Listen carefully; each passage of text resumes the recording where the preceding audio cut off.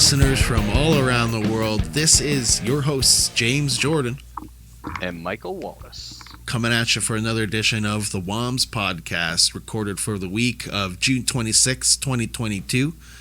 This is the 17th episode of the 5th season, and we're coming at you on CKMS 102.7 Radio Waterloo, CFMH 107.3 Local FM, and Performance Motorsports Network.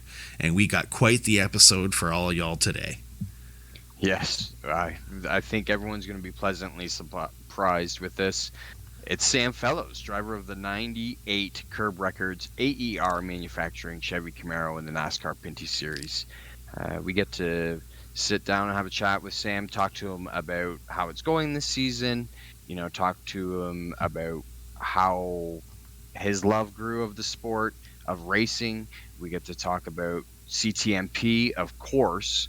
We couldn't have a good chat with Sam if we didn't talk CTMP and his favorite parts. So here it is. And we are sitting here with Sam Fellows, driver of the 98 Curb Records AER manufacturing Chevy Camaro from the NASCAR Pinty Series. He is a lover of New York Yankees jerseys and mustaches, but is best known for racing, of course. Welcome, Sam. Finally on the show. Thank you. You guys looked at my Facebook profile then? So hey, I'll tell you. May have saw it. Thought I was going to throw that in there because it was awesome. I'm a big Blue Jays fan, but I like that photo from. So my sister lives in Manhattan, and we went to a Subway Series game actually. Ooh. We didn't get to see them play because it got rained out, but we were in the Big Apple. We had a few drinks before, and we're at the game, and I got the bright idea. You know what? I should get a jersey while I'm here, and it was probably the most expensive sports-related purchase I've ever made in my life, and it was. I try not to regret it. So I wore it that night. It's in that photo. It's a Judge jersey. It's number 99. It's pretty classic. It's the pinstripes. So, I mean, how can you not be a little bit romantic about baseball, right? The Yankees and the pinstripes, and I was feeling good. So I've got no regrets. But I do get some heat for it sometimes. No. So I just wanted to make no way. No, it's good. I promise you I wasn't bringing it up for that reason. I saw the picture and I thought it was sweet, so I just wanted to throw that in there. It gives you a real side of Sam. Yeah. So obviously, like I mentioned at the beginning, you're driving in the Pinty series, but that's not where you started, right? And some people might not know that your dad is Ron Fellows, a former sports car champ and all that stuff, but what led you into racing? Like, how did that get you? What got you into racing? Was it your dad, or did you naturally get into it? Yeah, I mean, I kind of said this a while back. I was working on a program, and all the instructors and stuff have their own little intros and everything, and I don't like to go and say, oh, yeah, hey, my dad's Ron Fellows, because I try to make my own path, right? So, but one thing I do say when I introduce myself as an instructor is I come from a racing family, and I never really thought about it, but it's true. My dad, and his brother, Rob, in the 80s got really involved in the what was then the GM Challenge. My dad was champion in '89. It kind of skyrocketed his career at the time that weekend because he was also running a Trans Am car for Roush, and he won the GM Series championship, and then his first Trans Am win was a couple hours later in the Trans Am race. And yeah, that's right. From then on, he was kind of on a trajectory. My uncle Rob won the championship in that series also in '92, and their uncle, who's my godfather, Chuck, Charles McLaren, he was a rally racer. I think he raced for there's probably a Canadian Datsun effort back in like the '60s, '70s. He raced for them, right? And cool. So we've got kind of a family lineage of racing, and now my Uncle Rob's son Daniel, he's a really good go-karter as well, and they live in the States. But yeah, I think I've been obsessed with racing since I was a little kid. Like I had a instead of watching Sesame Street, I had a VHS tape called Indy 500 Race to Glory, and I probably watched that thing like a million times. Wore it out, yeah. Yeah, I mean, I still have the tape just because I think it's funny that I still Wow. have it. But I mean, it's the cover is held on by some like 1990s Scotch tape. Nice. Yeah, like I was just constantly. The good stuff. Yeah, exactly. And it was, it was, it had like the checker flags, and it was basically Awesome.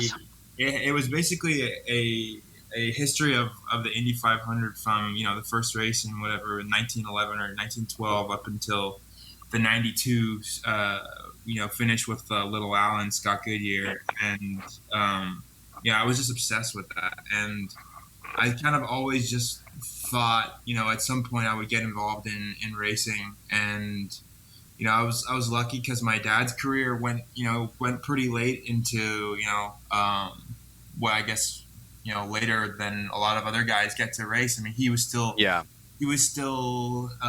doing having cup rides as a road course ringer in 2013, and he was I don't know 55, 56 in his late 50s. I feel that's a sports car thing. That's a veteran sports car driver thing that just still have it and sometimes get really good, and they're like seem to get golden, like goalies or even pitchers. They have that magic age, and it seems like in the early 40s seems to be some driver. I mean, there's exceptions to the rule, but he was still. I mean, the last Le Mans he did, I think, was like 2010 or 2011, somewhere in there. So he was that's amazing. Yeah, he was still in his like late 40s, like even maybe into his 50s when he was still racing at Le Mans, and his he's always been such a team player, and he's I think was a big reason why the team was never there was always a good rapport and relationship among all the drivers and the teams and everything, and both the cars at Corvette Racing, because he was very open. It was always about sharing things, what they've learned at testing, what they learned in practice with the other team, and trying to make sure everyone had success. And I remember he said to one of the top GM racing guys at the time, I think I'm getting a little old. I don't think my eyesight's as good as at night. But he was full of crap. I mean, he was just as good as anyone else. He was just a team player, and but he kind of fizzled out of the sports car stuff, and it was cool for me because I was in my teen years, and I started spotting for him when he got those cup rides, and so I was oh wow, I was a NASCAR Cup spotter at 14 or whatever it was. Oh, that's cool. That's awesome.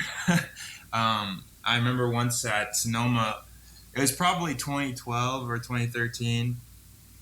The car was just wasn't very good in the short run, but in the long run it had good promise. Like they ran well towards the end of like long practice on Saturday and everything, and we were just praying that it stayed green, and there was a lot of cautions, so it was hard. And I was watching him up at the spotter stand on top of the big hill at Sonoma, and it was tough because how important it is to have a good car in NASCAR, and I knew that if he was in, the same equipment that, the Hendrick guys were, he'd be right up there. And it's hard to watch that. But the car started coming too right near the end of the race. And he was, he made his way from probably somewhere in the 20s up till, around the top 10. And then I remember this race. Who won? I can't remember who won, but I know into the last corner or the penultimate corner, the little carousel hairpin there at Sonoma, he got dumped by Brad Kay, who he just made a pass on a couple of corners earlier, and Brad was trying to get him back. Oh, yes. Jock was racing in that one too, right? Yeah. So me being 15 years old or 16 years old and angry. What an entry into the sport. I remember that race. Wow. I went over and said something to Brad Kay as an angry 16-year-old. It was probably one of the highlights of my life, I think, just telling him off in front of a bunch of Penske engineers and them all looking at me and thinking, who is this kid with the Canadian Tire t-shirt? And they probably had no idea what Canadian Tire was, and it was pretty funny. Right. But it was, so that was, and and I knew there was a lot of kids at the time who were racing karts, and I had some FOMO, but I also was like, this is an amazing. I got to hang out in the engineers room with Danica Patrick, and I got to hang out with Jacques Villeneuve and meet Dale Jr. and I wouldn't give up any of that for a few years of karting experience. So I got into the actually being behind the wheel maybe a little later than most guys did, but I believe I learned a lot, being a fly on the wall and being involved.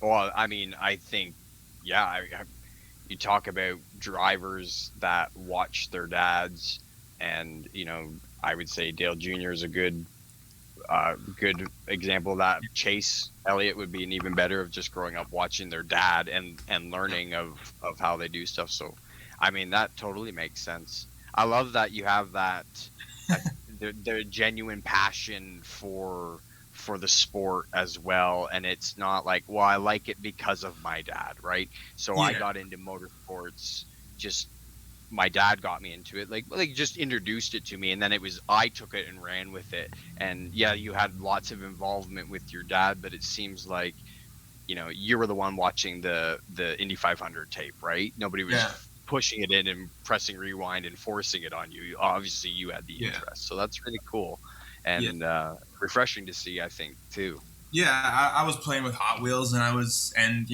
we did some go-karting at Goodwood one summer when I think my dad was maybe winding down a little bit with Corvette, and he had a little bit more free time, and I was kind of bugging him, and I was like, I might have been in like grade 7 or 8 or something like that, and I was like, hey, I really want to try this, see if I'm any good at it. And we'd done some there was a few times when I was younger, and he knew I was interested in it, where we had a friend who lives actually up, I don't know where he is now, but he was up near in the Barrie area, and he had, a team who was running, back then it was the Sunoco Ron Fellows Karting Championship, which was like the AAA for karting, and that's where, guys like Wickens and Morad, I think Hinch ran a little bit in that series, but, Mark Wilkins, Kyle Marcelli, all these guys were racing in a lot of big names. Yeah, a lot of big names of guys, and I'm probably missing some, but they're top level guys, and I wanted to try it out, but we wanted to basically give me some test time, so we would do some some kart track days privately, pull me out of school, and I'd go, we'd go do it, and it was fun. But best day ever. Yeah, it was a good time. But when I did the first, I did some arrive and drive at Goodwood. That was my first real racing, and my little brother did it too. And it's funny because that you say, it wasn't, because we both love racing, and my brother, me and him, we watch NASCAR on Sundays, and he likes NASCAR more than Formula One, which I think is awesome. Yeah. I like them both equally, but he turned to my dad at one point, and my brother was quick too, but he didn't know what he was doing. I understood what I needed to do, and I was decent. I think I finished on the podium a couple times. I never won a race back then, but I knew what I was supposed to do, and I'd talk to my dad, and he'd tell me, you got to do this and that, and I understood. With Patrick, he was full send. He was like just like a Roomba. He was just full send into the wall, and he was. I remember he qualified like on pole or on the front row for one of these races, and he had been kind of slow, and my dad was like, "What'd you do?" And he's like, "I don't know. I just kept my foot down or whatever." And then he was leading the race, I think, or he was in the position at one point, and he just totally lost it and put it in the wall. And he turned to my dad that night on the drive home. He's like, "Dad, I think I like hockey more than I like racing. Is that okay?" And I think my dad was relieved, because he was a bit wild. But he, like I said, he played 4 years in the OHL with McDavid and Strome and all those guys. So he had a great hockey career, and still pursuing it, and I think he could go to Europe and play, and the dream's not dead for him. So, but I mean, it's funny that you say that, because we both loved it so much, and and he kind of found something else that he liked more. So, and that's totally Right. fine too. So. Of course it is. I mean, I think any parent, I'm a parent, and, one of my kids, my youngest, has shown interest in cars and racing. My other one has shown interest in other things like arts and music and stuff like that. And, sometimes I can see that he wants to say, I'll watch the race with you, Dad. But I'm like, dude, if you don't like it, don't. Like, I'm not forcing you to like it, because then you'll really hate it, right? So, yeah. But I do expose him. I've seen a lot of kids over the years who, had some talent, and but were really only there at the kart track because dad or mom or family or grandpa or whatever was trying to live their dreams vicariously through them, and it's just not a good recipe for success. The kids gotta want to do it, and I always wanted to do it, and my dad always, I think, tried to talk me out of it, but we kind of made a deal when I went off to school. I went to Carleton University to study journalism, and I did that because there's absolutely no math or science prerequisite for it, which I was terrible at. And I said, I really want to race cars, Dad. What are we gonna do? And he said, go do 4 years of school, enjoy yourself, get your diploma. If you still feel the same way, we'll figure it out when you get back. So I still did, and when I was there, I graduated with honors, so I can say this now. But I skipped a fair amount of classes to to play F1 or Forza or whatever. Oh, nice. With the boys, and I remember I was like adamant. We had this lap time time attack competition in the dorm for Forza in our first year, and it was like who could set the fastest lap time at Nürburgring. And of course it was going to be the Nürburgring. Oh boy, on Forza too. And I was on top for like the first month, 2 months, and then my one buddy who actually ended up doing some motorcycle racing, he got really good at it, but he was I probably would have gone quicker. I mean, he wanted to use like the Peugeot, whatever the newest, latest, greatest Le Mans car was at the time. The 908. Probably. Yeah, I was adamant that I could beat him in a 98 Ferrari 333 SP because I knew my dad had raced that car, and B, because I just really loved the way that it felt in the game. Mm-hmm. And I got close. I mean, those are cars that are almost 10, 12 years apart. I mean, there's no way I should have beat him. But I got close, but I never beat him. But we had so much fun, and I still loved racing, and we would stay up with the boys in the dorm and watch the Japanese Grand Prix at like 1 a.m., 2 a.m., whatever. And that's so cool. Yeah, we had fun, and so I had the wrong friends growing up. So Sam, when you're playing these games and stuff. I love Forza too. I played the heck out of that, and then throughout the years there, we saw CTMP finally get onto NASCAR heat there. And was there any iRacing stuff involved there too in your time? No, like when I was at this was probably 2012 when I was in first or second year, and so I was.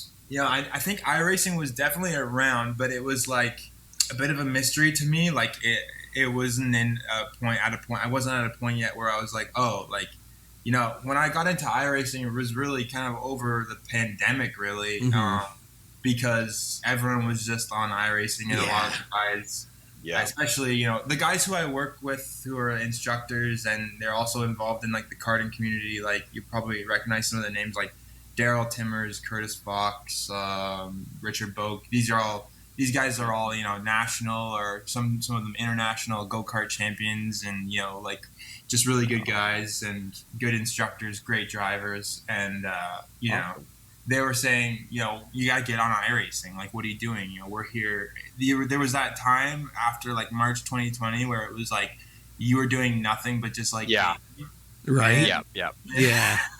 and or at least that's what I was doing. And I had a So were we. okay, good. I bought a couple. In between parenting, of course. Yeah, I haven't had that problem yet, but we're like, I bought a few things. Like I bought a small rig, but I was in a smaller place at the time, so it was kind of a bit of a Mickey Mouse thing. And I was playing Gran Turismo, and then I just bit the bullet at one point, and I just said I really got to get involved in iRacing. So I bought I bought a PC. I upgraded my rig a bit. I got some load cell pedals. I got a more sturdier kind of base, and I still never had like an official like cockpit or anything. I just kind of ran out of this. I had this like living room chair that was just like kind of perfect the way that it. The way that you sat in it was almost like a bucket, like a race seat. So I would just pull that thing over, set up the rig, and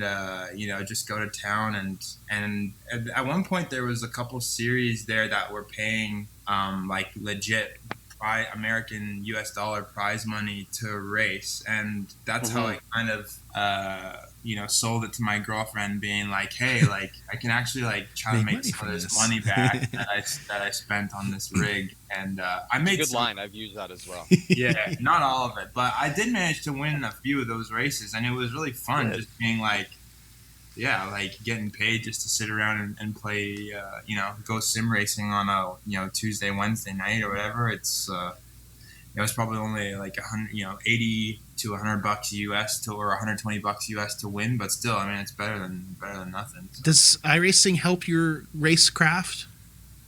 I mean, it's a conversation I've had with my dad, and we kind of go back and forth on it. I think the place where it's really, really helpful is in learning tracks. And if you have the ability to, study a track that's on iRacing that you're going to in the real world, it's, they do a really good job of doing their setups, and their tracks are all really well done. And, it was helpful for me for, Circuit Gilles Villeneuve, because I had never really been to that track before, so I messed around a little bit on iRacing before I owned a rig, just kind of get a sense with that. And some of the same visual references that I was using in the game were there in real life, which I thought was hilarious. Just like a piece of orange tape that was on the wall before the last bridge into the last chicane. That's where I was like kind of using my braking reference, and that was still there. Right. And I thought that was just hilarious. That's so awesome. But I think it can help some of your racecraft. I mean, certainly it's similar fundamentals and basics. You need to be creative in the way that you battle, the way you defend, or the way you make a run or try to make a pass on someone. But I think the problem is just digital courage. And when you're out on when you're out on the track itself, when you're out on the track, digital courage. Yeah, when you're out on the track itself, I mean, there's just a bit more of a there's a bit, at least with a lot of guys I've raced against. I mean, maybe less so in the Pinty series, because you can beat and bang on each other a bit more, but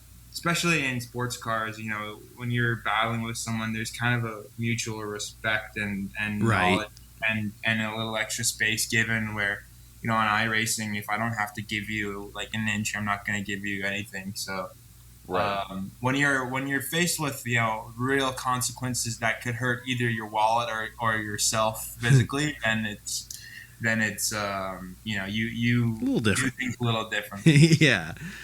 What do we got to do to get a new scan at CTMP? It's something I did reach out to them about. I probably reached out to iRacing at the worst possible time. It was during the pandemic when they were doing all their big NASCAR events on iRacing with like the pro guys and everything. And and we had planned to do one, or we did do one actually in May of 2020, and I had help from some guys actually who are involved in the Pinty series, Joel Robinson, Adam Ross, a few guys. Through TSN, we got this The virtual, the virtual, won it, and there was a lot of Pinty's guys. There was a lot of guys like Trayton. I don't think had made a official Pinty start, but he was in that race. Right. I think he finished on the podium. Morad was in that race. I think maybe he won it. I can't remember, but Morad had raced a couple Pinty's races at Toronto, I think, so that kind of qualified him as like an alumni. And so and then what I had tried to do was earlier on the Sunday or on the Saturday of that virtual weekend, tried to organize a sports car race that was in like the Cadillac CTS VR or whatever cars. Yep. And it was actually a fun race. You can go back and watch it online. It was a lot of guys like I think Kenton Cook, who is really quick on the sim, and he's I know him. I've met him a few times. Yeah, nice guy. the Memes paddock. It was tall. It was like between him and Morad and Alex Ellis, who's an instructor up here, who did some Formula BMW and Indy Lights, and they had a great race. I mean, I wasn't as quick as them. I think I finished like 5th or 6th, but I got to battle with some guys who are in my same level of digital skill bracket or whatever. So Right. it was like, Parker Thompson and Mark Wilkins, and I think Wickens was in there, and he was pretty quick. He wasn't quite up there at that point with the top 3 guys, because I think those 3 guys had been on. There was kind of a disparity between guys who had just like real racers who were quick but who had just jumped on sim racing to guys like Morad and Kenton and Alex who had had done a lot of sim racing beforehand. So I remember I could have actually been in that Pinty's e race. All I had to do was buy the car, and I didn't want to buy the car, and I should have, because I wanted to be part of that so bad. There was an open race, and then there was a private race that got aired on TSN. So the private race on TSN it had a lot of the similar guys, but then it was cool because Adam had the idea to do a separate race that was like a lot of the same guys, like a lot of the Pinty's guys, but then also open it to like whoever wanted to get involved, which was cool because it was like, I hadn't thought of that. I didn't even know it was possible, but then it was awesome because it was like fans who would normally come to Victoria Day, and now they were kind of racing in this DTMP sanctioned event, which was cool. It was just a lot to organize, and it's I wish I had more time.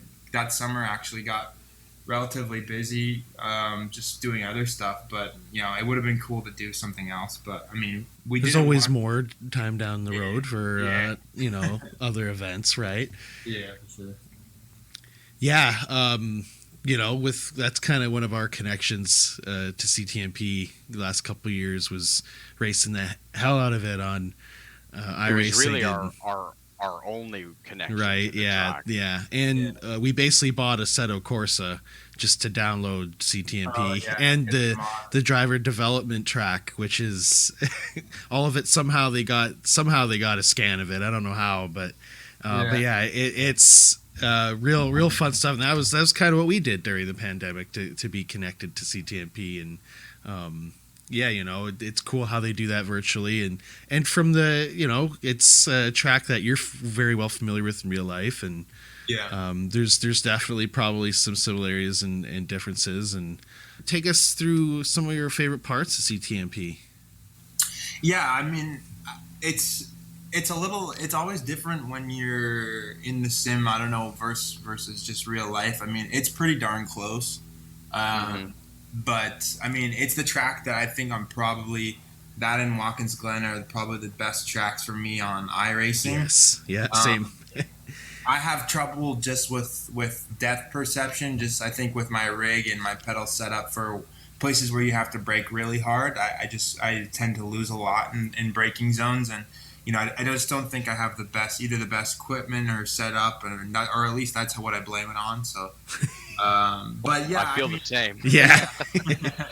Yeah, the lap at CTMP, I mean, I do a lot of like I said, a lot of the instructing work, and I was doing a job where we had a sim there, and there was a little bit of downtime, and all the instructors were jumping on the sim, and we were all doing laps at CTMP, and it's just one of those tracks, or a real world or a sim world. You can just drive it forever. I mean, it just flows so well, and the thing that's the biggest thing that's the same between the two of them is the important thing about going fast there is all momentum, and it's 60% of the lap is high speed cornering, and Right. I always want to get into an argument when people call it a power track. I mean, yeah, I get it. There's a big back straight and it's uphill, but Right. give me a car with good downforce, and that I can get through the corners, and I have a good feel on the brakes, and I'd take that over a car with that has just a little bit more horsepower. That's something early on that I figured out in club racing, where a lot of guys, pad themselves with extra horsepower so they don't have to push it as hard through the corners. And, Right. being a younger guy, trying to make my way in club racing, and we didn't have as much horsepower, and I was pushing hard in the corners, and, I would be in situations where I'd lose 8 to 10 car lengths on the straight, and by the time we got to corner 3, I was right there up on the guy again, and try to dive him into 3, or get him into 5B or 5A or something, and Right. try to close that gap. But the track's changed since that scan from 2012. The biggest one I think is turn 2, just with the runoff, and there's really now you can see, especially in or at least for me, because that's kind of my experience the last couple of years in Pinty's. I missed qualifying last year because we had car trouble. I seem to always have car trouble so far in Pinty's at CTMP, which sucks. Yeah. Yeah. My home track, but it is what it is. I mean, we'll figure it out eventually, I guess. But watching Pinty's, basically sat out qualifying, and so I just went with my dad to turn 2 and watched. There's guys who were trying to crash in turn 2. Right. Because you can just go as hard as you want, and if you mess it up, you just have to gather it up in the runoff, and that's something you couldn't do before. If you touched that grass, you sped up, and then you'd hit the wall. You were just gone. Yeah. You were gone, and that's why 4 I think is probably one of my favorite corners, because it still has that grass on the outside. It's still fairly narrow from where the grass is to where the tire wall is, and it's a corner. Well, yeah. Huge consequence. So. Well, Jan had that massive accident for 2013. Was that ALMS? Yeah, Out that corner in qualifying. That was So in that 3. That was in 3 at the exit. That's Oh, another 3. place. Sorry. Yeah. Sorry. Yeah. 4. there Well, was, sorry. Still a Corvette and the DPI. Ricky, wasn't it Jordan? Yeah, Or no, the I DPI. knew exactly what you're talking about. Both Corvettes, but that was a huge shunt, and that's the same thing as right there, right where they hit. That's where you're gonna hit if you go off there. And 5 I find easier in real life because it takes so much feel, because you're trying to you get basically the momentum to work for you, and the incline there, and not to brake so much that you also are losing momentum based on the way the car gets slowed down on the incline. Yeah. And that's hard to feel in the sim. So I always Yeah. Sorry. I was gonna say. So I know I haven't been there as long as anybody else and whatever, but I've been going to the track since 2013, obviously taking out the 2 pandemic years. And when we do a track walk, and I've walked lots going down there, it is the drop all the way through 4 to the bottom before you make that incline into 5A. Yeah. It's steep coming back up, and I've talked to other drivers about it. Especially the prototype guys, they really haul ass down in there and really use that hill as their brake, right? They really can drive it in there. And You're right, it does not translate at all to the sim. And on iRacing, there, if you mistake, I mean, it's like 2. You're screwed. Yeah. right? Whereas now it's all paved. I know you're still pretty screwed, but at least you have a chance to catch yourself in the asphalt there between the track and the barrier. Yeah, and it's funny because the runoff there, like, one of the funniest things I've seen is qualifying in the NASCAR Truck Series there a few years ago was in the wet, and there was a lot of guys who went up into the runoff to try to square off turn 5, which I thought was awesome. I remember that. Because there's really no track limits in NASCAR unless they make unless they, like you see at COTA, they're kind of going all over the place and they can use whatever runoff they want. The rule of thumb is typically if there's somewhere they don't want you to go, they're going to tell you in the driver's meeting. And if that's nothing is said, then it's pretty fair game. So, it's kind of cool because you get creative, and we saw guys in that going way out there to try and square off the corner and get a better run. One of the funniest things I think, last year, or no, in 2020, we didn't do many laps, and I really wasn't at the track too much. I mean, I was instructing that summer a lot, but that ended up being mostly DDT. I went out and did some laps with my dad, and we were just kind of, having fun. And I was really nailing turn 10. Like, I was really just kind of doing a really good job there. And I had no clue why. My line had changed a little bit from what I had remembered doing in 2019 when I was racing in Porsche Cup. And he said, "Where did you learn that? Like, what because I do everything he does." And, he's like, "I didn't teach you that." And I laughed and I said, "It's probably from the sim that I'm driving it like that, because I'm just taking my muscle memory and I'm just applying it." And it's actually somewhere that worked because, it's through the S's is so, you have to be so precise because, I mean, all the corners at CTMP connect together, but those, 8, 9, and 10 really, really are important. And, it's just so much fun. And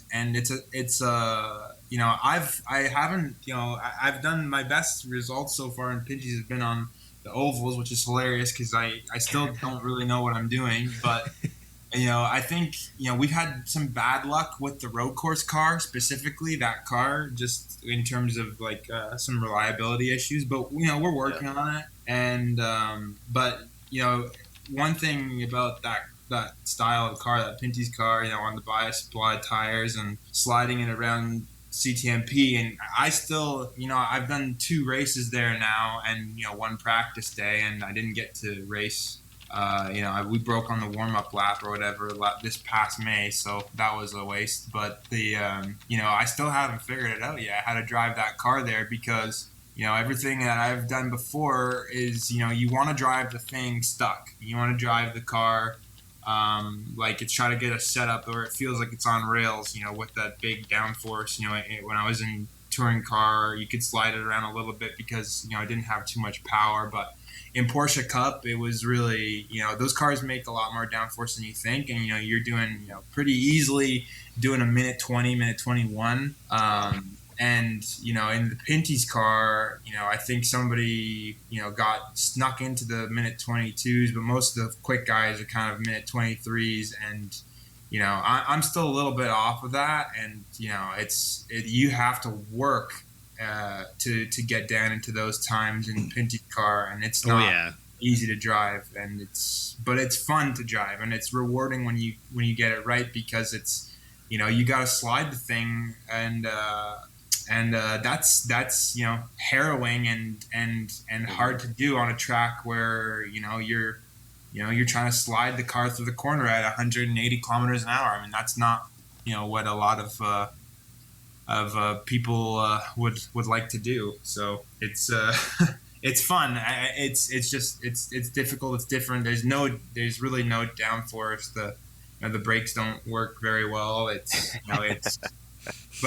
what makes it difficult. I got into almost a little argument on Instagram the other day. I just couldn't help myself. I try to stay out of it, but sometimes I just can't help myself. I saw someone. There was a Presto. Presto is like the car that you use to get around Toronto on the TC and stuff. Right. And there was a Presto ad that had to do with the Indy, and It had a some Pinty's picture. had a Pinty's picture on it, and some guy commented about how F1 is way better, and I said something like, I think Pinty's is more fun to watch, and I just got berated. 100%. But it was, I know what people who were chirping me back are saying. I mean, F1 is the absolute pinnacle of motorsport, make no doubt about it. But, we're at a place right now in F1 where, for the last several years, there's those races like, the Italian Grand Prix when Pierre won, and there's those races, where everything goes crazy, and when it's really good, F1 is unbelievable to watch. But, when it's, like Azerbaijan or whatever, it's not that great to watch. And every week in the Pinty series, we have around 20 to 25 cars per weekend, and every weekend there's I think legitimately about 10 to 12 guys who've got a real shot at winning it, and we're making passes on every corner. There's battling all through the field. We're beating and banging on each other on an oval for 250 laps in a quarter mile. I mean, it doesn't get any better than that. No. And I like where I am right now, and I'm having fun, so I don't really care what the haters say, honestly. No, and you shouldn't, because screw it, we'll go on a little rant time, because I think that these people that are talking and saying that F1's better and blah blah blah, those are Drive to Survive F1 fans, and they know nothing about the sport, and they know nothing about racing, and unless they take time and really learn, they never will. And I have a few friends in my life that have recently come to me and been like, "Oh man, F1's so cool," and I'm just like, "Oh yeah, where were you 10 years ago when it was where were you?" or whatever, right? Like when it was boring, when it was just Vettel, whatever. Yeah. But I 100% agree. I think this year's Pinty's race at CTMP is a race that I know you had some unfortunate circumstances in it, but it would be a race that I would show someone to just go, hey, do you want to see some really good racing talent? Because you guys had changeable conditions, you have big heavy cars, you have no brakes, you have no aero, and I would say the majority of the guys on the track aren't road course racers, they're oval racers. Yeah. So I mean, you had Brandon Watson, who had never been on a road course before, do fairly well for his first time. So yeah, I mean, to sling those cars out there is amazing. And I'd love to actually talk to you about your car, your number 98 here, Curb Records, AER manufacturing car. How did you get linked up with Curb Records and AER? I know Curb has been in racing, I mean, as long as I can remember. I specifically remember him on the Mike Shank Rolex prototype, the not DPI, the previous ones, Daytona prototype. That one, I think he won with Allmendinger. Was that not on the side of the car, Curb? Yeah, they've sponsored a lot of people. I mean, they've sponsored, I think, like Grant Enfinger, I think, in NASCAR. Yep. Like, they've done a lot, and it's kind of I guess Curb is kind of the Curb Records motorsport interest, I think, comes from Mike Curb, obviously, who was a musician and has always been a big supporter and enthusiast, and I think a driver at one point. And then the other side of it is the Agajanians, who's Harry Agajanian, and he's obviously related to the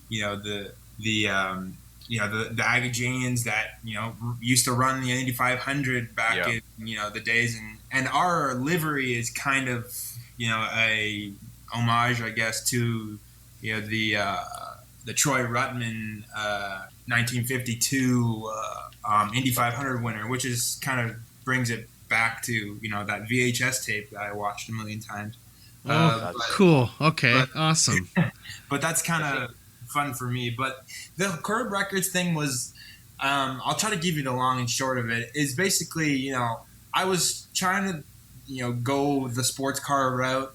I didn't have enough money really to do the full season in 2019 of Porsche Cup, but FAF was helping me out. Porsche of London, was the sponsor, and it was kind of like a FAF team with Porsche of London, and I had some trouble with the car. I mean, like I got into a bit of a wreck at Montreal. I hurt myself. I had to miss, Road America.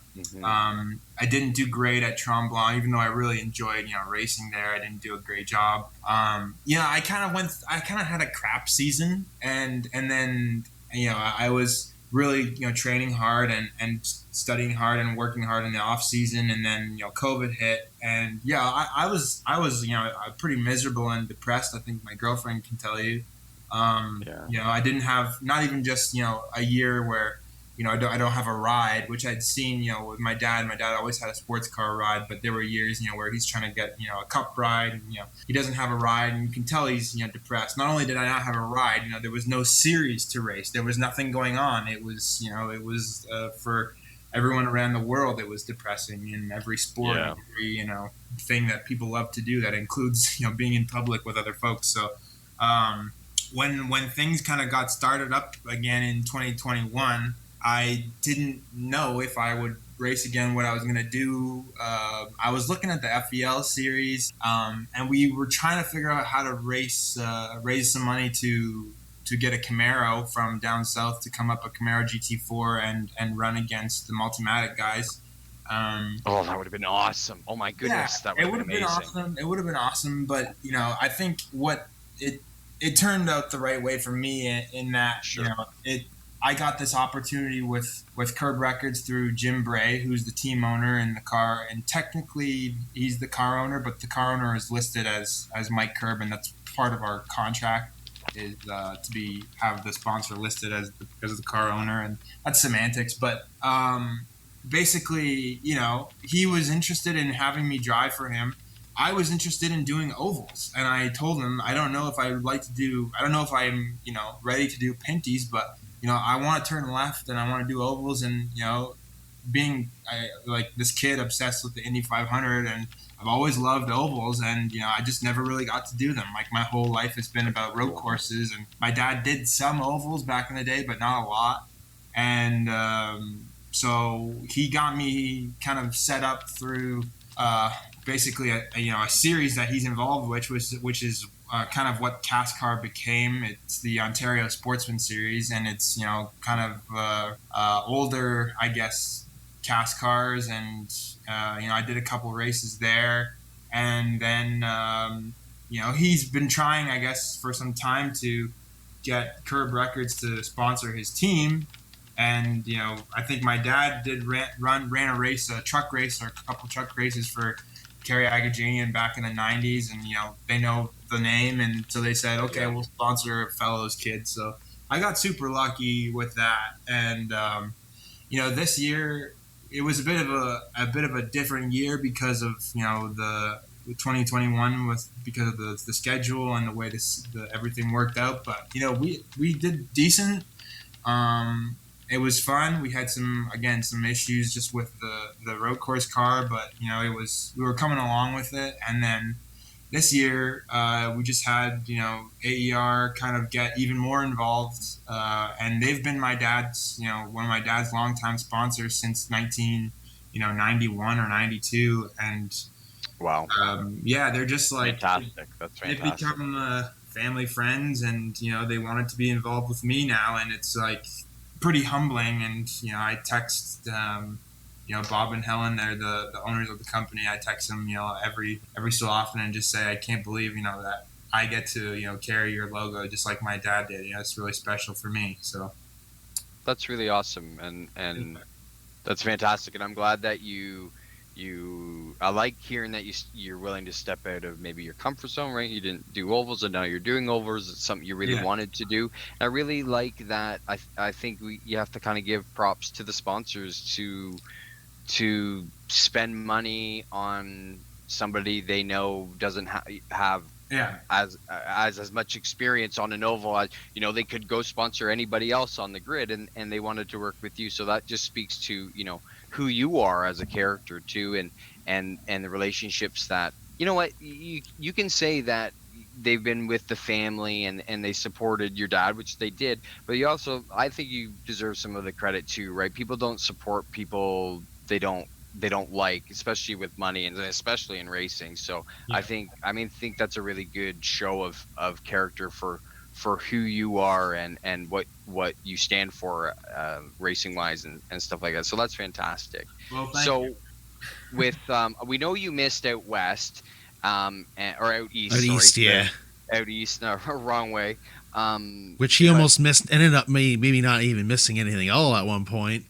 Yeah. Right. Yeah. What how is the rest of the season looking for? Are we gonna get you at all the rest of the races? And can we talk a little bit about next year? I know it's early, but Yeah, people wanna know. we had a potential sponsor out east, and it kind of fell through a bit. But it's all good. I mean, it happens.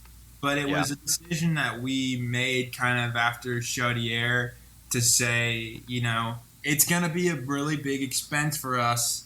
We have the help from Curb Records and AER, but in racing, it's never enough. So we kind of said as a team, let's focus on, the rest of the season, and let's maybe try to work on the car a little bit, maybe put a little bit of money that we would have spent at Eastbound anyways and put it into the car, on the oval car specifically, and try to be maybe a bit more competitive. And we have some potential sponsors as well out west. Things are always in motion and flexible, and so I'm hopeful that we're going to do out west. I mean, I think it's important, not just the fact that it's big points being 3 separate races out there, but also for me just big experience, just to go go out west and try another oval track that I've never been to before, and drive around for 250 laps and figure it out and hopefully have a good result. And but yeah, I mean, the rest of the season everything for sure. Ontario, Quebec, would love to go out west, hoping on it, planning on it. And then the only other question mark still for us right now is the dirt race. And, I would really like to do it because I think, it's something that they haven't done before. And, I think we're, you see, especially with, Cameron and Ranger, I mean, they've been pretty dominant on the ovals so far. I mean, I know they didn't, I know Cameron didn't get the job done at Sunset. He was pretty close. He was pretty close, but, had he, then really they would have dominated all the oval races so far. So, I mean, obviously they've got really good equipment, and I mean, that there's levels to the equipment through the field, and so I think for me it's a level playing field because it's something they've never done before. You got to take one of your cars and convert it to a dirt car, which is something that everyone's going to have to do, and everyone's going to have to figure out. And maybe I'm just full of crap, but I've got a decent amount of experience on ice, and I feel like I have a understanding of what it might be like a little bit. I know there's going to be a lot more grip, obviously, than there would be on ice, but a lot of the same dynamics are going to come into play. I mean, just being able to get the car, maybe drift it sideways, and drive it. Maybe it levels the playing field a little bit, like maybe it brings the field a little bit closer, and I think that race at Osh Weekend. I mean, either it's going to be won by somebody with a ton of a ringer with a ton of dirt experience, or it's going to be somebody in the pack, like maybe it's me, maybe it's somebody like Dexter Stacy, maybe it's somebody like Larry Jackson, one of these guys who who's got decent equipment, but maybe doesn't get the chance to run up front all the time, and has the experience and the talent. Like you never know. It could be a wild card. So that's kind of the lobbying that I'm making with the team, and trying to get us set up to do that race. I think that would be a lot of fun, and also got a big purse for it. So I mean, why not? Yeah, I definitely think those are really good reasons. There's going to be a lot of eyes on it for sure, and it's going to be a good show. So regarding next season, I think we're kind of even this year, we really didn't get a deal done until a few weeks before Sunset. So it's something that I'd like to do is try to get things done a little bit earlier. But Yeah. I mean, this is we don't really work with with Jim. We don't really have contracts. I mean, it's it's kind of a team effort. We want to work with him. He wants to work with us, and we're kind of pooling our resources in a way. And he's bringing a bit of the sponsorship with Curb, and we've got AER, and also brought on Love Good Fats, which is supporting us as well, and cool to be working with products that I actually use in my daily life. It's kind of fun, but yeah, I mean, we would definitely like to be back. I think there's I don't have any plans like all of a sudden I'm just gonna go Porsche Carrera Cup North America, or I'm gonna set my sight somewhere. Right now, I wanna do well in the Pinty series. I've had okay results. I haven't had great results yet, but I'm not going to be satisfied until I win one of these things. So that's what I'm focusing on right now. So for the foreseeable future, I'd want to be involved. Well, that's fantastic. I'm going to say that you have ran quite well on the ovals this year. You've impressed me quite a bit. I think fun to watch. I think you're fun to watch. I'm just happy. I'm happy. I love seeing guys at the racetrack and teams and sponsors, and I just, when that's working, I just love that, right? Bigger car counts, more sponsors. I love seeing it, and it's great to see the family name continue. And I'm really excited to see what Sam Fellows does, and we're looking forward to your future. And good luck for the rest of the season. Where is the next race? The next one is going to be Toronto. That's July 15th. And Friday. Friday. Which is the Fan Friday. So. Fan Friday. Yeah, that's one I've had circled on the calendar for a while. That's one where, as a kid, we didn't have too much involvement in that event just because it was never really. I mean, my dad did it, I think, a few times earlier in his career, and then maybe once in Trans Am in the 2000s. But I'm not. I live in Toronto. I kind of grew up a bit in Mississauga, but I was born in Toronto, and now I spent the last 5-6 years of my life living with my girlfriend in Toronto. It's my city, and I love the city, and I want to do well, and I want to be the Toronto guy in the Pinty's race who does well. So that's one I've got scheduled. I've got circled on the old calendar. Excited to see it, man. Definitely. Good luck. Thank you so much for your time, Sam. We'll be cheering you on, and hopefully we'll see you at the track.